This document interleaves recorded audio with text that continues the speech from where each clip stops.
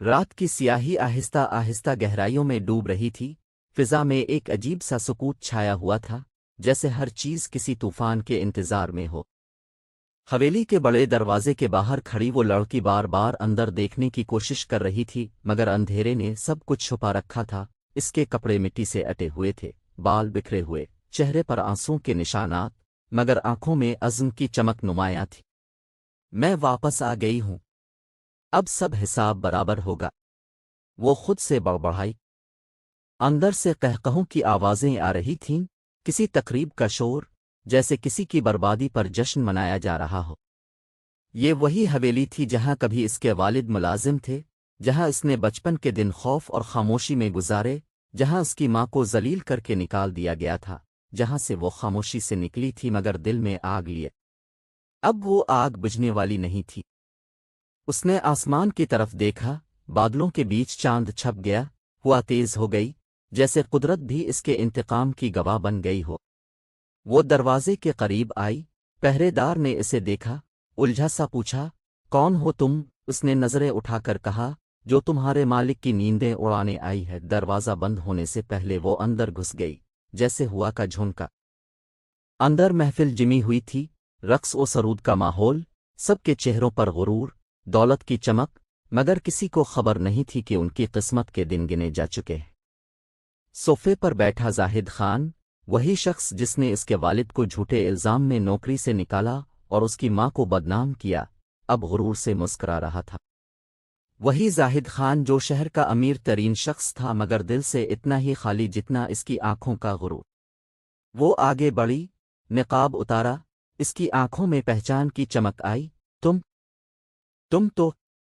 وہ ہنسی، ہاں، میں وہی ہوں جسے تم نے خاموش رہنے پر مجبور کیا تھا، مگر اب بے زبان بولے گی، سچ چیخے گا، ظلم جواب مانگے گا۔ محفل میں سناٹا چھا گیا، ہر نظریں اسی پر جمی تھیں، اس کے الفاظ خنجر بن کر دلوں میں اتر رہے تھے۔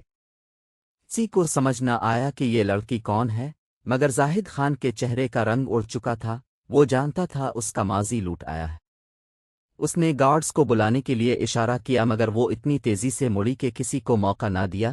ایک فائل اس کے سامنے پھینکی، یہ وہ سچ ہے جو تم نے دنیا سے چھپایا، وہ گناہ جو تم نے اپنے فائدے کے لیے کیے، آج سب سامنے آئے گا۔ زاہد خان کے ہاتھ کانپنے لگے، فضا میں خوف کی بو پھیل گئی، اور اس لمحے بجلی کڑکی، بارش برسنے لگی۔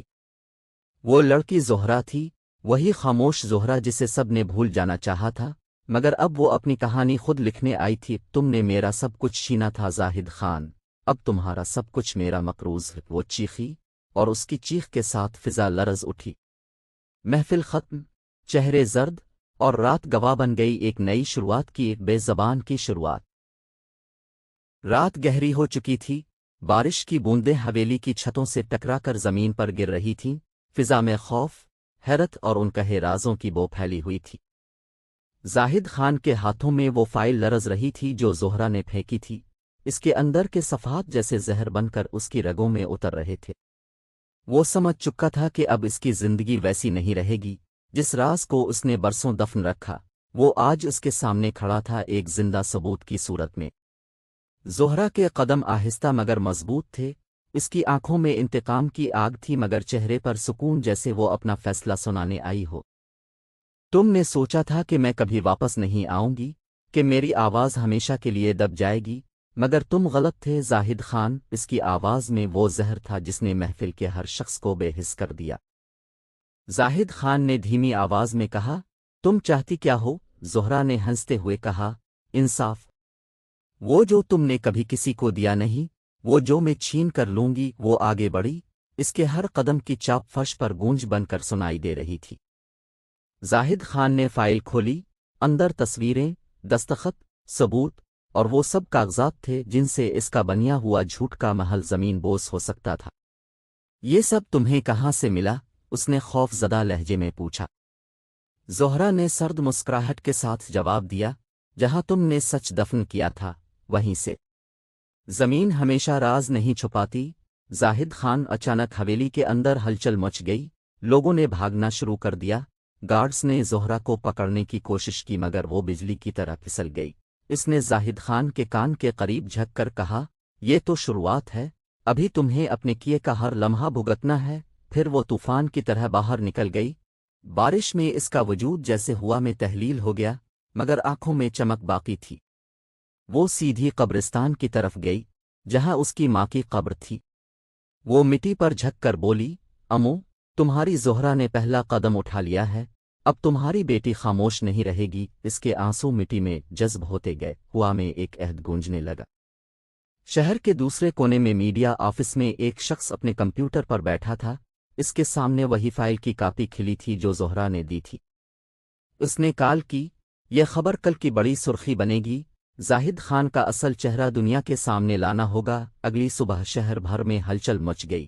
ٹی وی اسکرینوں پر ایک ہی نام گونج رہا تھا، زاہد خان اسکینڈل۔ اس کے محلاتی کاروبار، سیاسی تعلقات، سب زیر سوال آ گئے۔ حویلی میں پولیس کا چھاپا پڑا، لوگ چپ چاپ تماشا دیکھ رہے تھے، اور کہیں دور زہرا ایک چھت پر کھڑی بارش میں بھیگ رہی تھی۔ اس کے چہرے پر وہ اطمینان تھا جو صرف سچ بولنے والے کے چہرے پر ہوتا۔ مگر یہ ختم نہیں ہوا تھا، کیونکہ اب وہ جانتی تھی کہ زاہد خان اکیلا نہیں، اس کے ساتھ وہ لوگ بھی ہیں جنہوں نے اس ظلم میں ہاتھ بٹایا۔ اس نے آسمان کی طرف دیکھا اور آہستہ سے کہا، اگلا وار ان سب پر ہوگا جو بے گناہوں کو بے زبان سمجھ کر رونتے ہیں۔ بجلی چمکی، بادل گرجے، اور اس لمحے ایک نئی جنگ کا آغاز ہو گیا۔ زہرا کی جنگ، بے زبان کی جنگ۔ صبح کی کرنیں شہر کے شور میں گم تھیں، مگر کچھ چہرے ایسے بھی تھے جن پر رات کی نیند غائب تھی۔ اخباروں کے صفحات پر زاہد خان کا چہرہ چھپا ہوا تھا، ہر چینل پر اس کے اسکینڈل کی گونج تھی، مگر سب سے بڑھ کر وہ نام تھا جو لوگوں کی زبان پر تھا، زہرا، وہ لڑکی جس نے خاموشی کو توڑ دیا تھا۔ زاہد خان کی حویلی اب پولیس کی نگرانی میں تھی۔ وہ خود اپنے کمرے میں بند بیٹھا پسینے میں شرابور تھا، ٹی وی پر اپنی بے عزتی دیکھ رہا تھا، اور بار بار خود سے کہہ رہا تھا، یہ سب ایک لڑکی نے کر دکھایا۔ اس کے ارد گرد اس کے لوگ موجود تھے، کچھ اس کو دلاسا دے رہے تھے، کچھ اپنی جان بچانے کے راستے ڈھونڈ رہے تھے، مگر زہرا اس سب سے بے خبر شہر کے دوسرے کونے میں اپنی اگلی چال کی تیاری کر رہی تھی۔ ایک چھوٹے سے کمرے میں وہ فائلوں، لیپ ٹاپ اور کاغذات کے ڈھیر کے درمیان بیٹھی تھی۔ اس کے ساتھ وہی شخص تھا جو میڈیا آفس میں خبر لیک کر چکا تھا، فراز، ایک سابق صحافی جس نے ظلم کے خلاف قلم اٹھایا تھا مگر طاقتوروں کے ہاتھوں خاموش کر دیا گیا۔ زہرا نے اس کی طرف دیکھا اور کہا، اب اگلا وار ان لوگوں پر جو زاہد خان کے ساتھ تھے، سیاستدان، وکیل، وہ سب جو انصاف کے نام پر سودا کرتے رہے۔ فراز نے سر ہلایا، میں نے سب کی فائلیں جمع کر لی ہیں، مگر یہ خطرناک ہے زہرا، وہ لوگ تمہیں ختم کر دیں گے۔ زہرا نے مسکرا کر جواب دیا، مجھے مرنے کا ڈر نہیں، میں تو کب کی مر چکی ہوں، اب تو صرف انصاف زندہ ہے۔ وہ اٹھی، آئینے میں اپنے چہرے کو دیکھا، اس کی آنکھوں میں ایک عہد تھا، ایک جنگجو کی آگ، اور ایک زخمی بیٹی کی طاقت۔ رات کو وہ خاموشی سے ایک پرانے اسپتال پہنچی جہاں اس کے والد کو برسوں پہلے مردہ قرار دیا گیا تھا، مگر حقیقت کچھ اور تھی۔ اسپتال کے ریکارڈ جھوٹے تھے۔ وہ سچ جانتی تھی کہ اس کے والد کو زاہد خان نے مرنے کے بعد بھی دفن نہیں ہونے دیا، بلکہ انہیں کسی خفیہ جگہ قید رکھا گیا تھا تاکہ وہ کبھی بول نہ سکیں۔ زہرا نے اسپتال کے پرانے وارڈ میں قدم رکھا، ہر طرف اندھیرا اور بوسیدہ فائلوں کی بو۔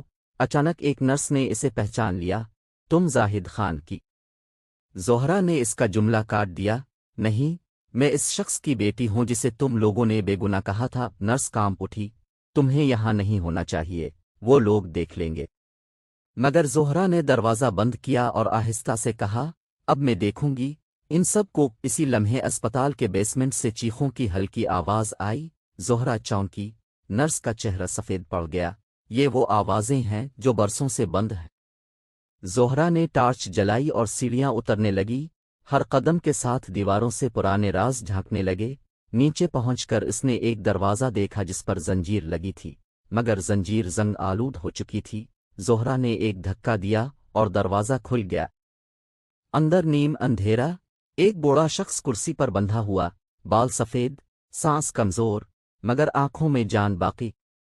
زہرا کے قدم رک گئے، دل جیسے دھڑکنا بھول گیا۔ اس نے کپکپاتی آواز میں کہا، ابوا۔ وہ بوڑھا شخص ہلکا سا مسکرایا، زہرا، میری زہرا، اور دنیا تھم گئی۔ اس کے آنسو اس کے ہاتھوں پر گر رہے تھے، برسوں کی جدائی ایک لمحے میں مٹ گئی، مگر زہرا جانتی تھی کہ اب کہانی ختم نہیں، بلکہ اب وہ اور خطرناک ہونے جا رہی ہے۔ باہر بادل گرج رہے تھے، اسپتال کے ارد گرد پولیس کی گاڑیاں رک چکی تھیں، شاید کسی نے خبر دے دی تھی کہ وہ یہاں ہے۔ زہرا نے اپنے باپ کا ہاتھ پکڑا اور بولی، ابو، ہم اب چپ نہیں رہیں گے، دنیا کو سچ بتائیں گے۔ اور اسی لمحے بارش رک چکی تھی مگر فضا میں ابھی بھی نمی باقی تھی۔ اسپتال کے ارد گرد پولیس کی گاڑیاں گھوم رہی تھیں، سائرن کی آوازیں گونج رہی تھیں، مگر زیر زمین بیسمنٹ میں وقت جیسے تھم گیا تھا۔ زہرا اپنے باپ کا ہاتھ تھامے رو رہی تھی۔ برسوں کی جدائی ایک لمحے میں ختم ہوئی مگر ساتھ ہی ایک نئی جنگ شروع ہو چکی تھی۔ دروازے پر قدموں کی چاپ قریب آ رہی تھی، گولیوں کے خالی خول فرش پر لڑکنے کی آواز نے ماحول کو اور بھی خوفناک بنا دیا۔ زہرا نے اپنے باپ کے قریب جھک کر کہا، ابا ہمیں یہاں سے نکلنا ہوگا۔ وہ دھیرے سے بولے، بیٹی دیر ہو چکی ہے، میں اب زیادہ نہیں چل سکتا۔ زہرا کی آنکھوں سے آنسو پھسل کر اس کے ہاتھوں پر گرے۔ اس نے مضبوط لہجے میں کہا، نہیں ابا، جب تک ایک سانس باقی ہے میں تمہیں کچھ نہیں ہونے دوں گی۔ میں نے وعدہ کیا تھا کہ تمہارے لیے انصاف لاؤں گی اور میں وہ وعدہ پورا کر کے رہوں گی۔ اس نے ارد گرد دیکھا، دیوار کے کونے میں ایک پرانا وینٹی لیٹر کھلنے کا راستہ تھا۔ زہرا نے وہ راستہ کھولنے کی کوشش کی مگر زنگ اور دھول نے اسے جام کر رکھا تھا۔ دروازے کے پیچھے سے ایک پولیس آفیسر کی آواز آئی، وہ یہی ہے، لڑکی نیچے گئی ہے، فائرنگ کی اجازت ہے۔ زہرا نے اپنے ابا کو سہارا دیا اور کسی طرح وینٹی لیٹر کے اندر گھسی۔ دونوں کا جسم زخمی، کپڑے مٹی سے اٹے، مگر جذبہ مضبوط۔ اس نے ٹارچ آن کی اور رینگتے ہوئے آگے بڑھنے لگی، ہر لمحہ ایک اذیت، مگر وہ جانتی تھی اگر رک گئی تو سب ختم ہو جائے گا۔ پیچھے گولیوں کی آوازیں گونج رہی تھیں، وینٹی لیٹر کی دیواروں پر گولیاں ٹکرا کر چنگاریاں چھوڑ رہی تھیں، مگر زہرا نے ابا کا ہاتھ نہیں چھوڑا۔ کچھ فاصلے کے بعد ایک پرانا آہنی دروازہ آیا جو اسپتال کے عقبی حصے کی طرف کھلتا تھا۔ زہرا نے پوری طاقت سے دھکا دیا، دروازہ کھلا اور دونوں باہر نکل آئے۔ باہر اندھیرا سرد ہوا اور دور شہر کی روشنیاں۔ وہ اب آزاد تھے مگر ابھی محفوظ نہیں۔ زہرا نے اپنے باپ کو ایک پرانی گاڑی میں بٹھایا جو فراز نے پہلے سے تیار رکھی تھی۔ فراز نے ان دونوں کو دیکھتے ہی کہا، خدا کا شکر ہے تم زندہ ہو، مگر زہرا کا چہرہ سنجیدہ تھا۔ اس نے کہا، اب زندہ رہنے سے زیادہ ضروری سچ کو زندہ رکھنا ہے۔ زاہد خان صرف ایک شخص نہیں، وہ ایک نظام ہے، ایک ایسی طاقت جس نے درجنوں خاندانوں کو تباہ کیا۔ ہمیں ان سب کے چہرے بے نقاب کرنے ہیں۔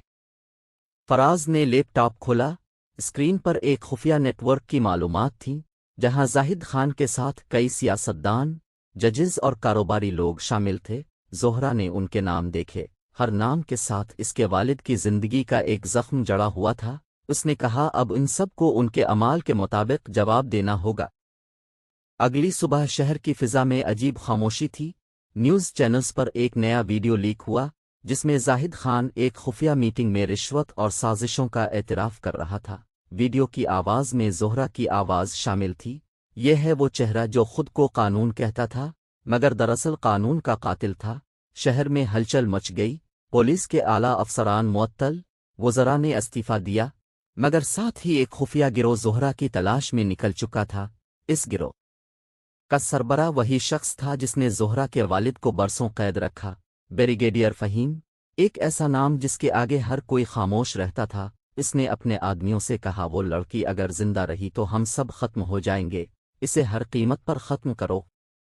زہرا، فراز اور اس کے والد ایک خفیہ پناگاہ میں چھپے ہوئے تھے، جہاں ایک پرانی عمارت کے نیچے تہ خانے میں ان کا کمپیوٹر سیٹ اپ تھا۔ زہرا نے اپنے والد کو دوا دی، ان کے جسم پر زخم تازہ تھے مگر ان کی آنکھوں میں اطمینان تھا۔ وہ بولے، بیٹی تم نے وہ کر دکھایا جو میں چاہ کر بھی نہیں کر سکا، تم نے ان سب کو ہلا کر رکھ دیا۔ مگر زہرا جانتی تھی کہ ابھی اختتام نہیں۔ وہ بولی، ابا ابھی ایک آخری وار باقی ہے، وہ جو ان سب کے پیچھے ہے، وہ جو خود کو خدا سمجھتا ہے، اس وار میں تو وہ بچے گا آمے۔ فراز نے کہا، زہرا ہمیں احتیاط سے چلنا ہوگا، وہ لوگ اب تمہیں دشمن سمجھتے ہیں، ہر کیمرہ، ہر سڑک، ہر فون ان کے قبضے میں ہے، تم اگر ایک غلط قدم اٹھاؤ گی تو تمہاری لوکیشن مل جائے گی۔ مگر زہرا نے مسکرا کر کہا، فراز، میں اب ان کی طرح بننے جا رہی ہوں، میں وہ سایہ بنوں گی جسے کوئی نہ دیکھ سکے مگر سب اس سے ڈریں۔ اس رات زہرا نے اپنا نیا مشن شروع کیا۔ اس نے جعلی شناخت بنائی، ایک نیا نام، ایک نیا چہرہ، اور شہر کے اس حصے میں داخل ہوئی جہاں طاقت کے سودے ہوتے تھے، ایک پوش کلب جس میں سیاست اور جرم ایک ساتھ ناچتے تھے۔ زہرا نے خود کو ایک رپورٹر کے روپ میں بھیجا، چہرے پر نقاب، ہاتھ میں ریکارڈنگ ڈیوائس، دل میں آگ۔ وہ اندر داخل ہوئی، وہاں بریگیڈیئر فہیم موجود تھا، زاہد خان کا پرانا ساتھی، اس کے ارد گرد باڈی گارڈز، شراب، ہنسی، مگر زہرا نے اس کی ہر بات ریکارڈ کر لی۔ وہ بول رہا تھا، ہم نے زاہد کو بچانے کی پوری کوشش کی مگر اس لڑکی نے سب برباد کر دیا، اب اسے ختم کرنا ہی پڑے گا، وہ اگر میڈیا تک پہنچ گئی تو سب کچھ ختم ہو جائے گا۔ زہرا نے وہ جملہ سنا اور اس کا دل دھڑکنے لگا، وہ جانتی تھی یہ اس کی آخری رات بھی ہو سکتی ہے، مگر وہ پیچھے نہیں ہٹی۔ جب محفل ختم ہوئی تو وہ خاموشی سے باہر نکلی، مگر ایک باڈی گارڈ نے اس پر شک کیا، اس نے پیچھے سے آواز دی، رک جاؤ، تم کون ہو؟ زہرا نے بھاگنے کی کوشش کی، مگر وہ پکڑی گئی۔ گارڈز نے اس کا نقاب کھینچا اور ایک لمحے کو سب کے چہرے جم گئے۔ بریگیڈیئر فہیم نے پہچان لیا، تم زہرا؟ زہرا نے اس کے منہ پر تھپڑ مارا اور کہا، ہاں میں وہی زہرا ہوں جس کے باپ کو تم نے زندہ لاش بنا دیا، جس کی ماں کو ذلیل کیا، آج تمہیں انجام دکھاؤں گی۔ گارڈز آگے بڑھے مگر زہرا نے بیگ سے ایک چھوٹا بم نکالا، دھمکی دی کہ اگر کسی نے حرکت کی تو یہ سب ختم۔ وہ چیخی، میں مر سکتی ہوں مگر تمہارے جیسے درندوں کے سائے میں نہیں جینا چاہتی۔ لمحہ بھر کے سناٹے کے بعد ایک دھماکہ ہوا، کلب کی چھت ہل گئی، دھواں، چیخیں، آگ، اور زہرا غائب۔ صبح کے اخبارات میں خبر تھی، کلب میں دھماکہ، بریگیڈیئر فہیم زخمی، نامعلوم لڑکی فرار، مگر فراز جانتا تھا کہ وہ لڑکی زہرا تھی، وہ زندہ تھی۔ اس نے زہرا کے خفیہ فون پر میسج کیا، دنیا تمہیں ختم سمجھ رہی ہے مگر تم نے ان سب کو ہلا دیا ہے۔ زہرا نے جواب دیا، میں ابھی ختم نہیں ہوئی، اب آخری کھیل شروع ہوگا۔ اگلے دن اس نے ویڈیو اپلوڈ کی جس میں فہیم اور زاہد خان کی سازشوں کے ثبوت تھے۔ اس ویڈیو نے پورے ملک کو ہلا کر رکھ دیا، لوگ سڑکوں پر نکل آئے، انصاف کے نعرے لگنے لگے۔ زہرا اب ایک نام نہیں ایک تحریک بن چکی تھی، مگر وہ جانتی تھی کہ طاقتور کبھی آسانی سے نہیں ہارتے۔ زاہد خان اسپتال سے فرار ہو چکا تھا، فہیم بھی زندہ تھا، دونوں نے فیصلہ کیا کہ زہرا کو ہر قیمت پر ختم کرنا ہوگا۔ رات کے اندھیرے میں وہ اس کے پناہ گاہ تک پہنچ گئے، گولیاں چلیں، شور اٹھا، فراز زخمی ہوا۔ زہرا نے اپنے باپ کو چھپایا، مگر ایک گولی آ کر اس کے کندھے سے لگی، خون بہنے لگا مگر وہ رکی نہیں۔ اس نے ایک USB فراز کے ہاتھ میں دی اور کہا، اگر میں نہ رہوں تو یہ دنیا کو دے دینا، یہی سچ ہے، یہی میرا ہتھیار ہے۔ فراز نے کہا، نہیں زہرا تمہیں کچھ نہیں ہوگا، ہم جیت جائیں گے۔ زہرا نے مسکرا کر کہا، میں پہلے ہی جیت چکی ہوں، کیونکہ اب سچ خاموش نہیں۔ اسی لمحے ایک بڑی گولی کی آواز گونجی، دروازہ ٹوٹا، زاہد خان اندر آیا، اس کے چہرے پر وحشت تھی۔ اس نے کہا، تم نے میری زندگی برباد کر دی۔ زہرا نے آخری بار اس کی آنکھوں میں دیکھا اور کہا، میں نے تمہاری نہیں، تمہارے جھوٹ کی زندگی ختم کی ہے۔ اور پھر اندھیرے میں ایک گولی چلی، زاہد خان زمین پر گرا، فہیم بھاگ گیا، زہرا زمین پر بیٹھی رہی۔ بارش دوبارہ شروع ہو چکی تھی، خون اور پانی ایک دوسرے میں مل گئے۔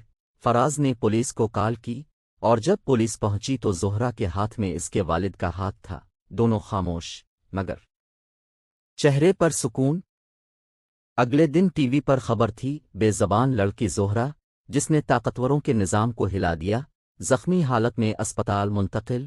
باہر عوام جمع تھی، بینرز، نعرے، انصاف کے مطالبے، اور اس دن سب کو احساس ہوا کہ سچ کو مارا نہیں جا سکتا، وہ کسی نہ کسی زہرا کی صورت دوبارہ زندہ ہو جاتا ہے۔ زہرا نے ہوش میں آ کر فراز سے کہا، میں نے وعدہ پورا کر دیا، اب باقی تم سب پر ہے، سچ کو زندہ رکھنا، کبھی اسے بے زبان نہ ہونے دینا۔ اور فراز نے کہا، تم نے تاریخ بدل دی ہے، اب یہ دنیا کبھی ویسی نہیں رہے گی۔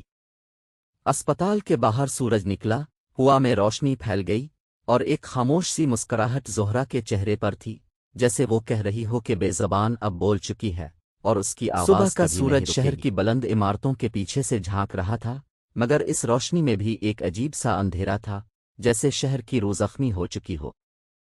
اسپتال کے کمرے میں زہرا خاموش لیٹی تھی، اس کے بازو پر پٹی، ماتھے پر زخم، مگر چہرے پر وہی سکون جو کسی لڑائی کے بعد فتح پانے والوں کے چہروں پر ہوتا ہے۔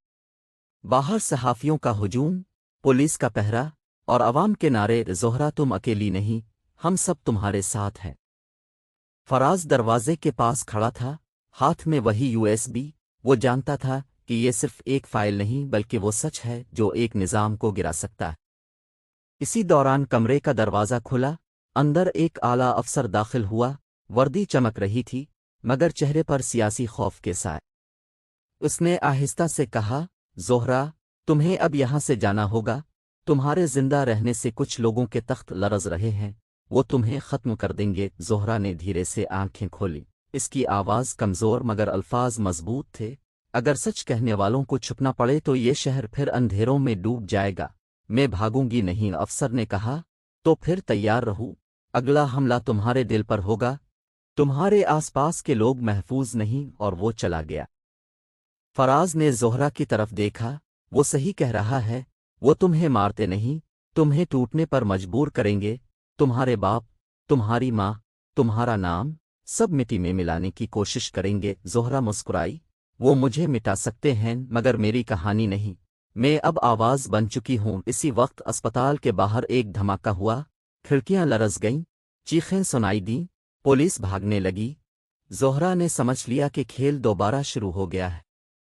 فراز نے اسے کندھے کا سہارا دیا، دونوں پچھلے راستے سے باہر نکلے، گلیاں سنسان، فضا میں دھواں اور بارود کی بو، شہر جیسے ایک میدان جنگ بن چکا تھا۔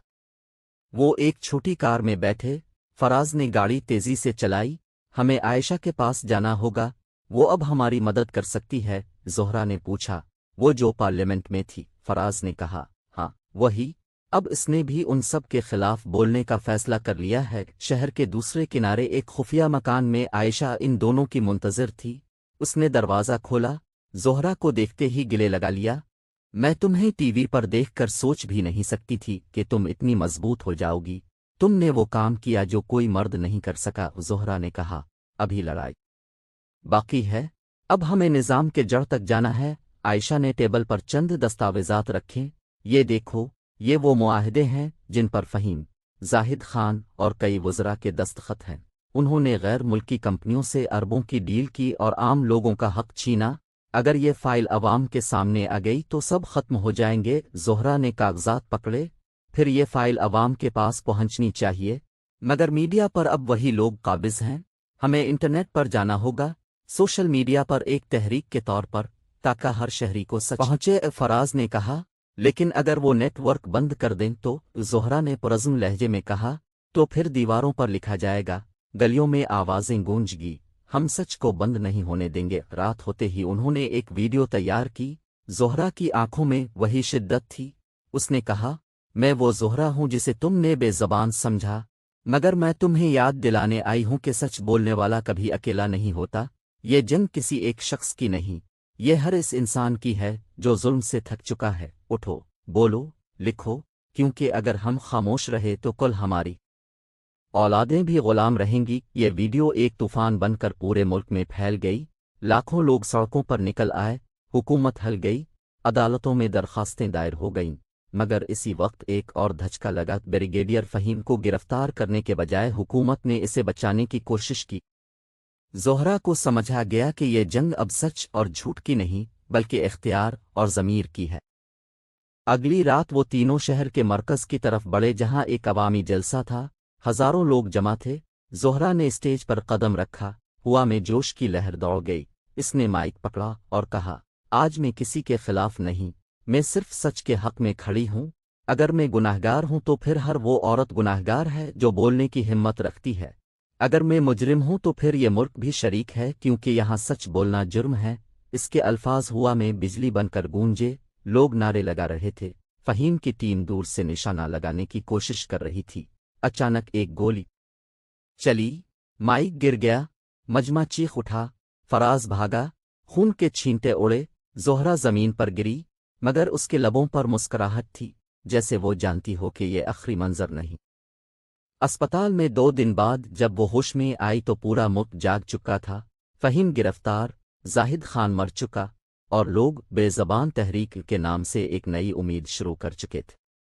زہرا نے ٹی وی پر اپنے لوگوں کو دیکھا، بچے، بوڑھے، عورتیں، سب کہہ رہے تھے ہم اب خاموش نہیں رہیں گے۔ فراز اس کے قریب آیا، تم نے جیت لیا زہرا نے آہستہ سے کہا، میں نہیں، سچ جیتا ہے۔ اس نے آسمان کی طرف دیکھا، بارش دوبارہ شروع ہو گئی تھی، شاید قدرت بھی اس فتح کو سلام کہہ رہی تھی، مگر اس کے دل میں ایک سکون تھا کہ اس نے اپنی ماں کا، اپنے باپ کا اور ہر بے زبان کا قرض اتار دیا ہے۔